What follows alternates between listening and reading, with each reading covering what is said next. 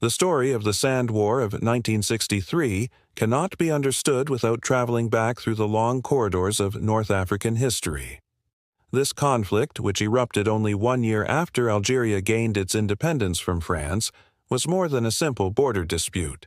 It was the result of centuries of intertwined destinies, colonial manipulations, and a deep historical continuity that links the Moroccan Sahara, the Kingdom of Morocco, and its kings, from Idrisid in the 8th century to King Mohammed VI in our modern era. It was a clash between two newly independent nations, but also a reflection of how colonial powers carved lines across the sands of a region that had once been united under one cultural, political, and spiritual umbrella, the Maghreb. The origins of Moroccan unity date back to the late 8th century when Idris ibn Abdallah, known as Idris the founded the first Moroccan state in the city of Volubilis. The Idrisid dynasty laid the foundation of Morocco's identity as a sovereign nation with clear borders and a distinct political authority. From the beginning, Morocco's territory extended deep into what is now western Algeria and the Moroccan Sahara. The tribes of the Sahara, such as the Sanhaja and the Masmuda, paid allegiance to the Moroccan sultans. Through trade, religion, and alliances, these southern regions became the living veins of the Moroccan state. When the Almoravid dynasty emerged in the 11th century, founded by Yusuf ibn Tashfin, Morocco's influence spread across the desert, uniting the Maghreb and even reaching into Andalusia. The Almoravids were desert warriors, born in the sands of the Sahara, and they considered the entire desert from Tindouf to the Senegal River as a part of their domain. After them came the Almohads, who carried the same idea of unity and built one of the greatest empires of the Islamic West, extending from Libya to Spain. During these centuries, the Sahara was not a land divided by borders. It was the spiritual and economic heart of Morocco, and the sultans maintained their rule over its tribes through the Bey, the oath of allegiance. Centuries passed, and even during the Marinid and Saadian dynasties, Moroccan sovereignty over the southern and eastern lands continued. Moroccan emissaries collected taxes from Tindouf, Béchar, and the Tuareg tribes, and Moroccan scholars spread knowledge in the Zawiyas of the Sahara. These facts were documented in Moroccan chronicles and confirmed by European travelers who described Morocco as a vast and united kingdom whose influence reached the depths of the desert. Then came the age of European colonialism. France, after occupying Algeria in the year 1830, began to advance westward, eyeing Morocco's eastern and southern regions. Moroccan tribes supported the Algerian resistance against the French, and this alarmed Paris. To cut this support, France attacked Morocco and fought the Moroccan army in the Battle of Isly in 1844. Morocco was defeated, and France imposed harsh conditions, including the seizure of some Moroccan lands and the restriction of Moroccan support to Algeria. In the following decades, France continued to manipulate the borders. The Treaty of l'Allemagnia, signed in 1845 between France and Morocco, defined the borders only in the north, leaving the vast southern and Saharan regions undefined. France deliberately left these areas vague so that it could later include them within its Algerian colonies. The colonial authorities considered the Sahara a resource-rich space that should serve their interests rather than reflect the region's historical realities. By the early 20th century, colonial greed intensified. In 1912, under heavy French pressure, the Treaty of Fez was signed. Morocco became a French protectorate, while Spain occupied the northern regions and parts of the Sahara. France then began redrawing the maps to serve its own vision. It annexed the Moroccan territories of Tindouf and Béchar to French-controlled Algeria. The Moroccan sultans objected, but their voices were ignored by the colonial authorities. For France, these lands were only administrative zones, but for Morocco they were part of its soul, regions that had pledged allegiance to the Moroccan throne for centuries. When Morocco regained its independence in 1956, it inherited a deeply distorted map. The borders drawn by France did not reflect the historical boundaries of the Moroccan kingdom. King Mohammed V, the father of the modern Moroccan nation, declared that Morocco would work peacefully to recover its lands and restore its territorial integrity. This included not only the northern territory still under Spanish control, but also the eastern regions attached by France to Algeria. In the late 1950s, as the Algerian Revolution against France gained strength, Morocco supported the Algerian fighters with arms, money, and shelter. Moroccan towns near the border became centers of assistance for the Algerian resistance. The Moroccan people considered the Algerian cause a shared Arab and Maghrebi struggle, but while Morocco helped its neighbor fight colonialism, France quietly incorporated more Moroccan lands into its Algerian departments, including the mineral-rich areas of Tindouf and Béchar. When Algeria finally gained independence on July 5, 1962, Morocco hoped that the new Algerian government would engage in honest dialogue about restoring the historically Moroccan lands. Before Algeria's independence, King Mohammed V and the head of the Algerian Provisional Government, Farhat Abbas, had agreed to open negotiations after independence. However, when Ahmed Ben Bella took power in September of 1962, he refused to discuss any territorial adjustments, declaring that Algeria's borders, inherited from the colonial period, were untouchable. In March 1963, King Hassan II of Morocco visited Algeria to renew the spirit of friendship and to remind Ben Bella of the earlier understanding. Ben Bella replied that Algeria was still recovering from war and that it needed time. But soon after, tensions began to rise. Propaganda campaigns spread from both sides.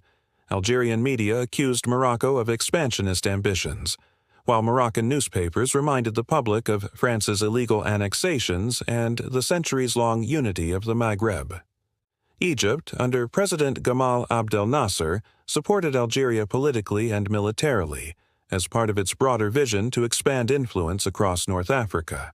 In October 1963, skirmishes erupted in the desert regions near Hassi Beta and Tindouf. Algerian forces attacked Moroccan positions, and Morocco responded by sending reinforcements. What began as a border dispute quickly escalated into a full military confrontation, the Sand War. The fighting lasted 29 days. Morocco's army, better trained and equipped, advanced rapidly across the desert, retaking Hassi Beta and other strategic posts. Algeria, still organizing its young army, received military support from Egypt, Cuba, and the Soviet Union. Moroccan troops, backed by France and the United States, pushed forward but avoided entering deep into Algerian territory to prevent a wider regional war. The conflict shocked the Arab world. Two nations that had shared a common struggle against colonialism were now fighting each other. The Organization of African Unity and the Arab League intervened, with Emperor Haile Selassie of Ethiopia leading mediation efforts. On November 5, 1963, a ceasefire was declared, and later, on February 20, 1964, a final agreement was signed in Bamako, Mali. The war had left deep scars. Officially, Morocco lost 39 soldiers, while Algeria's losses exceeded 850. Both sides exchanged prisoners in April 1964, but the political tension remained. For Morocco, the war reaffirmed its claim over territories historically tied to its sovereignty. For Algeria, it reinforced the belief that maintaining colonial borders was a matter of national survival. In the years that followed, Morocco turned its attention southward, toward the Moroccan Sahara, still occupied by Spain. King Hassan II launched a diplomatic and popular campaign to restore this part of the kingdom. When Spain finally agreed to withdraw, Morocco organized one of the most remarkable events in its modern history, the Green March of 1975. Hundreds of thousands of Moroccans carrying flags and Qurans marched peacefully into the Sahara to affirm Morocco's sovereignty. This event became a symbol of unity and determination, proving that Morocco's connection to its Sahara was not political opportunism, but a historical, spiritual, and human reality. The issue of the Moroccan Sahara remains at the heart of Morocco's national identity. Throughout history, the Sahara was never a separate entity. It was always linked to the Moroccan throne through allegiance, trade, and culture. The United Nations continues to discuss the question of Western Sahara, but Morocco's position has remained consistent. The Sahara is Moroccan, and Morocco's sovereignty is non-negotiable. The kingdom has proposed broad autonomy under Moroccan sovereignty, a solution recognized by many countries as serious and credible. Under King Mohammed VI, Morocco has reinforced this position with diplomacy, development, and international partnerships. The southern provinces have become a model of progress, with major investments in infrastructure, renewable energy, and education. Cities like Laayoune and Dakhla are now centers of trade connecting Africa to Europe and the Americas. The king's vision is clear. The Moroccan Sahara is not only a territorial issue, but also the heart of Morocco's future in Africa. Meanwhile, Algeria continues to support the separatist movement of the Polisario Front, created during the Cold War. Morocco sees this as a continuation of the same political hostility that fueled the Sand War decades ago. The tension between Morocco and Algeria is not merely about borders, it is about two different visions for the Maghreb. Morocco believes in unity, cooperation, and development, while Algeria's leadership often clings to outdated ideologies of division and rivalry.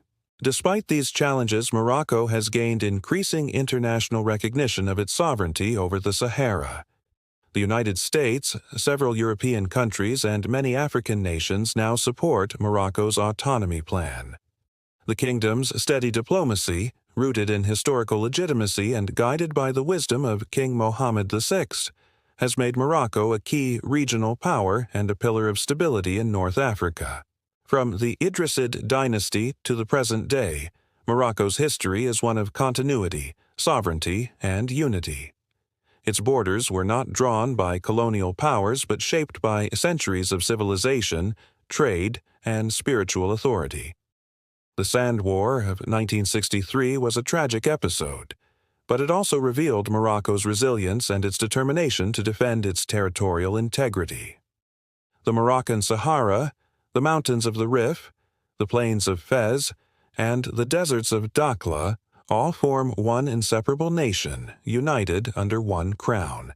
Today, as Morocco continues its journey under King Mohammed VI, it stands as a nation that has endured empires, resisted colonization, and preserved its identity through every challenge. The Moroccan Sahara remains a living testimony to that history.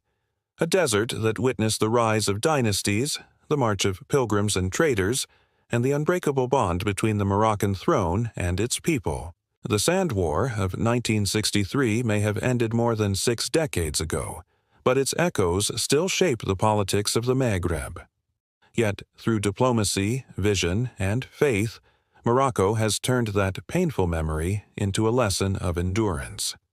The kingdom's message to the world remains the same. The Moroccan Sahara is an integral part of Morocco. Its sovereignty is eternal, and its unity unshakable.